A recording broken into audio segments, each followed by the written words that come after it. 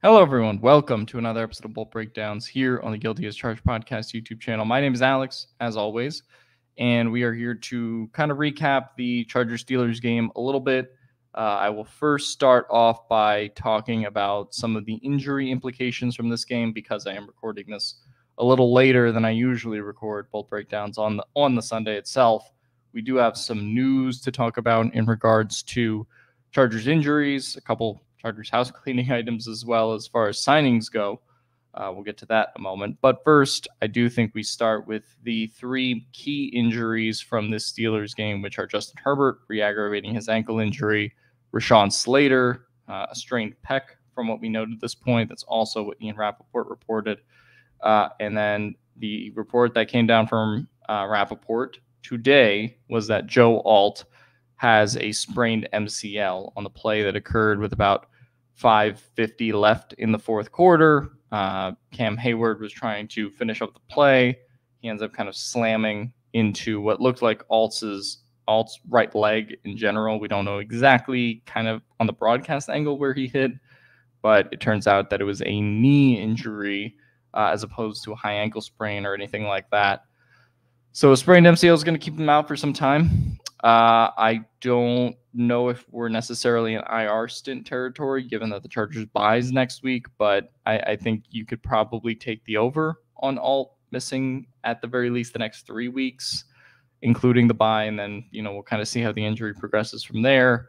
But per Rappaport, he's going to be out for at least some time, and it's a bummer. Obviously, Joe Alt's been playing super well these first 3 weeks. Couple welcome to the league moments against TJ Watt yesterday, but that's just kind of what happens when you go against a player like that, and sort of he'll learn from that and grow past it as well, based off of what he's shown us so far. But it's a bummer injury to lose your two tackles here for at least some perceived amount of time.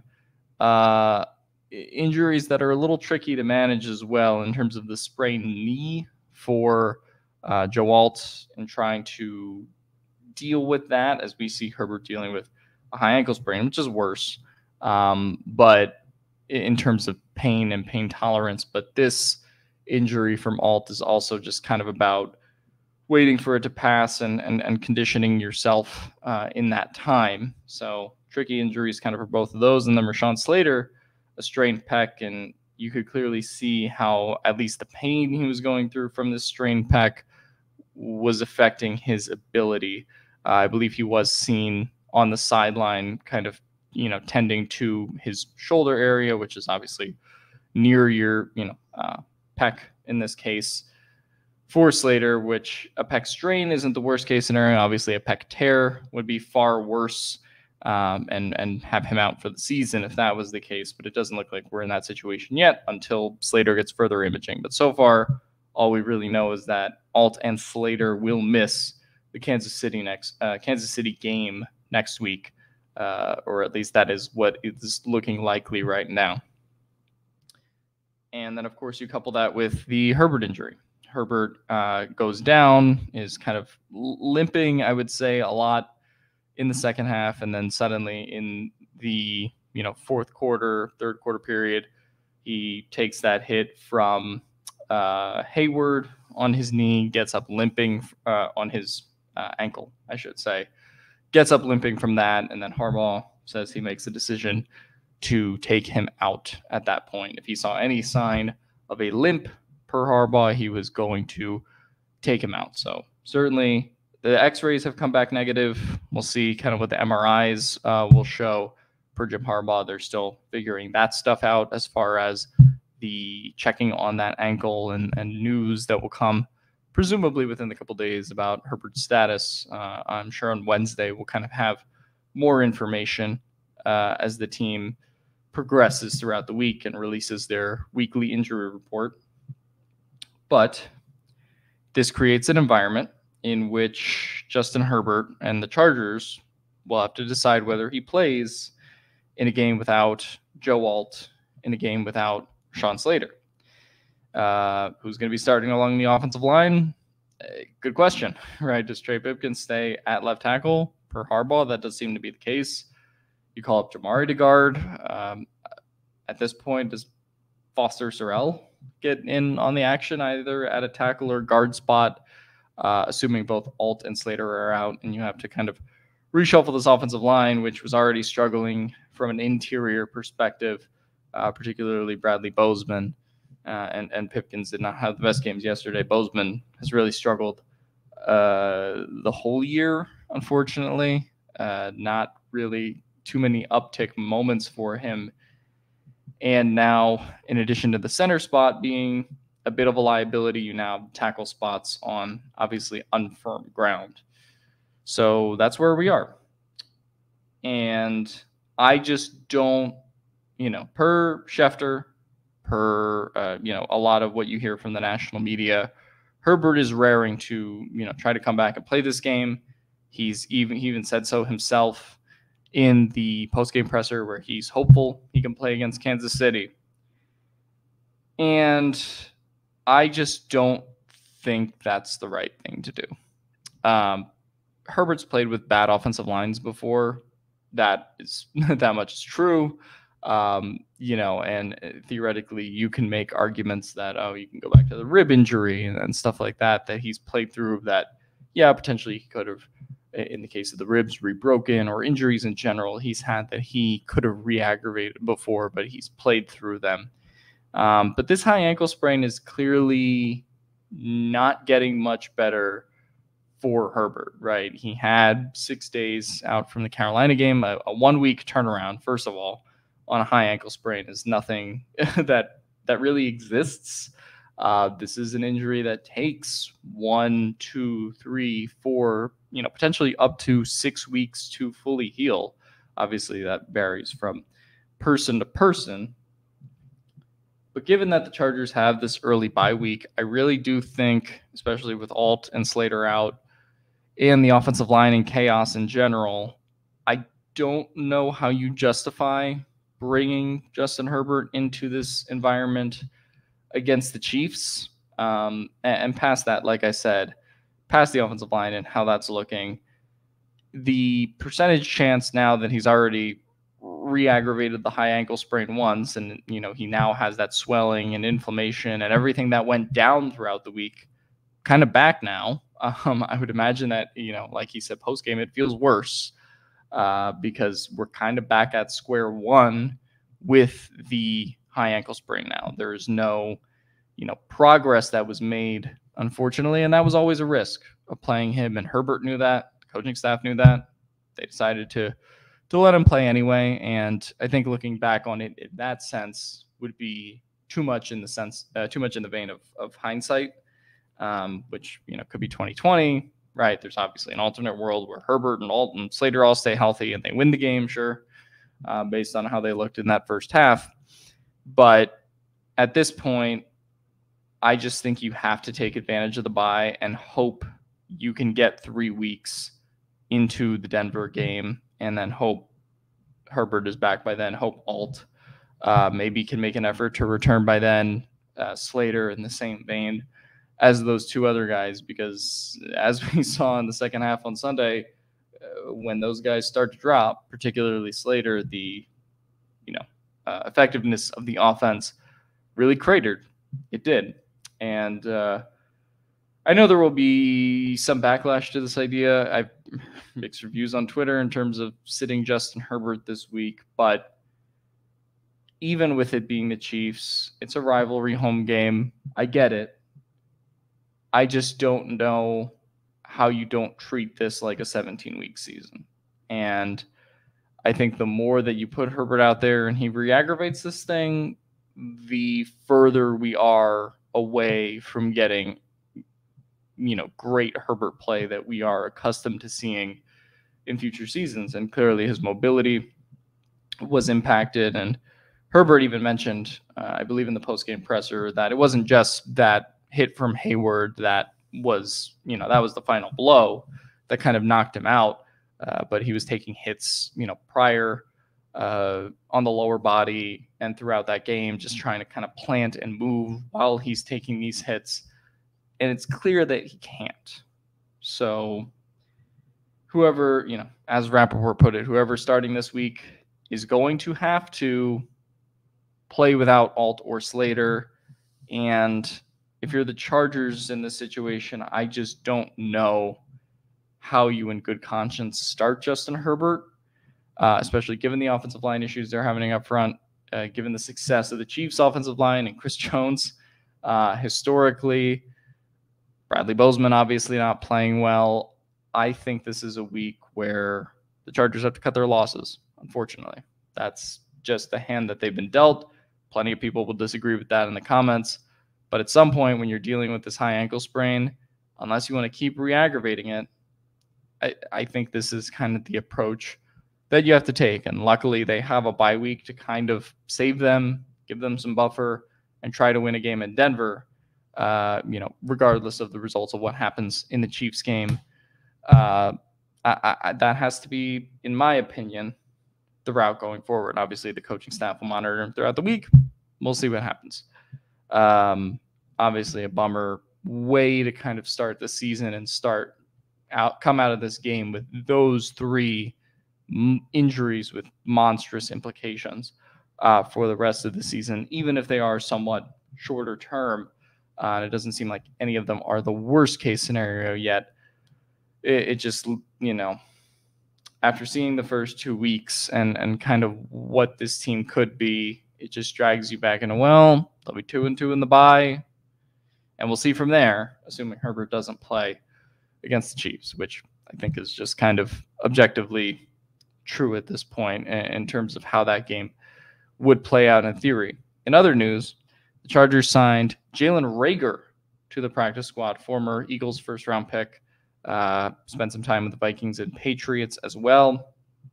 And when I first saw this news, it was hard not to think of two things. One, Darius Davis, of course, did not have his greatest game against Pittsburgh, and frankly, from the beginning of week one, has been a little bit rough to watch on tape, just in terms of the decision-making and the processing on kickoffs and punt returns. In particular, he takes one in week one where if he just looks the right way at the hole, and you can see this on the All-22, has a touchdown right in front of him. And unfortunately, on Sunday, you saw some of those same hesitations where it just felt like everything was a little bit off with him in terms of deciding when to run out, when not to run out, when to take the fair catch. And, there was an instance in this game where he took the fair catch and I was going crazy because it's like he had time to, potentially gain at least 10, 15 yards out of that play and decided to blow it then. And then also times where he returned the ball and it was just so weird. And I do agree with kind of what me, Steve, and Tyler were talking about in our group chat, that Darius Davis has lost a little bit of speed as well. So at least on these kickoff returns and how they look and feel physically compared to what we saw from Davis last year. And so when you combine that with this Jalen Reagor practice squad signing, in which Jordan Schultz has reported that he's likely to be elevated, if not on Sunday, in the near future for the Chargers, it does make you think about what they think about that returner spot. Obviously, Reagor is a guy that has punt return and kick return experience dating back to college. Has been a returner for, I think, all three of those teams I mentioned, between the Eagles and the Vikings and the Patriots. So as someone who's probably not going to be playing any, full-time wide receiver on offense anytime soon, that is kind of what his job could potentially be. Also noteworthy to talk about Brendan Rice in this scenario. He had 3 kick coverage snaps being active, did not play a single offensive snap.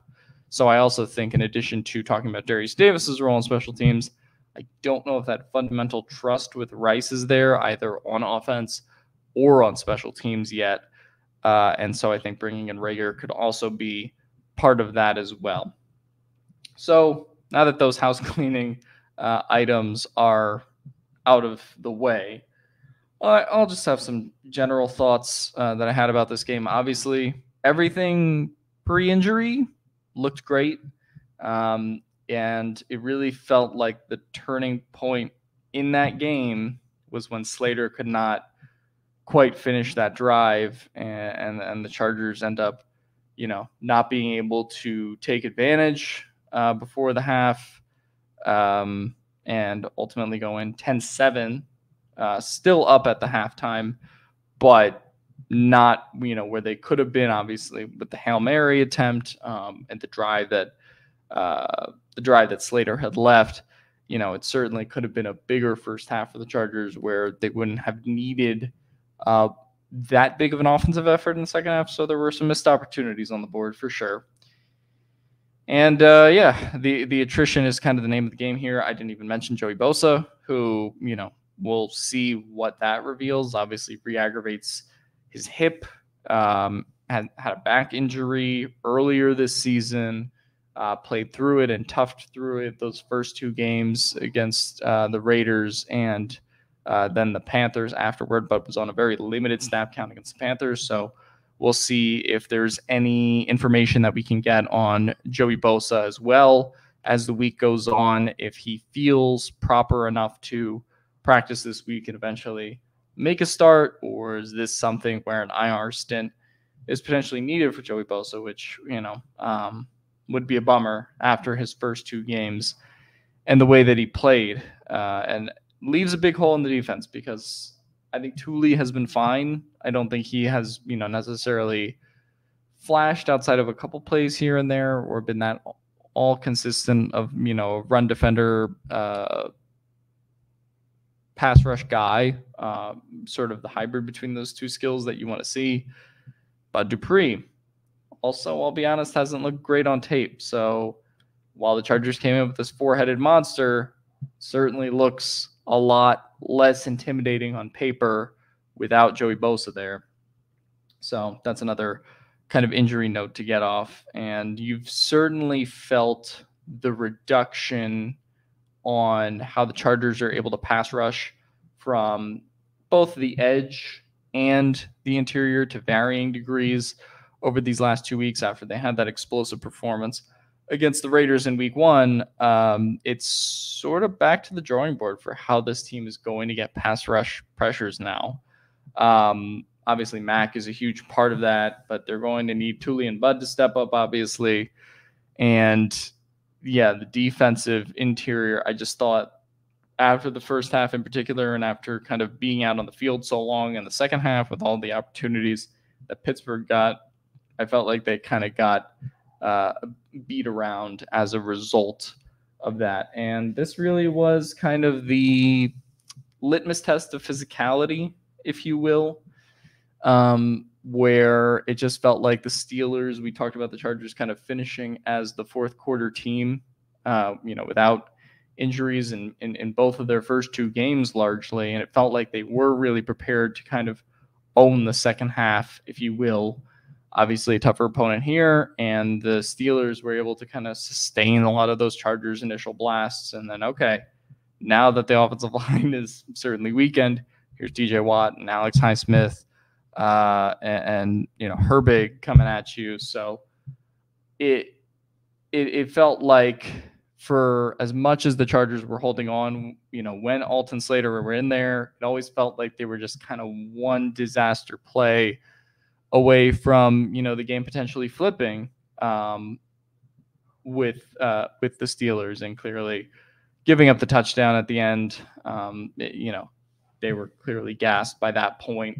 Obviously, the game had been decided without Herbert in, and not really having too much of a way to adjust with Taylor Heineke in there, in addition to the offensive line being as banged up as it was. Another note, this is kind of what happens when, J.K. Dobbins' rushing production is a little unsustainable and the offensive line loses some guys.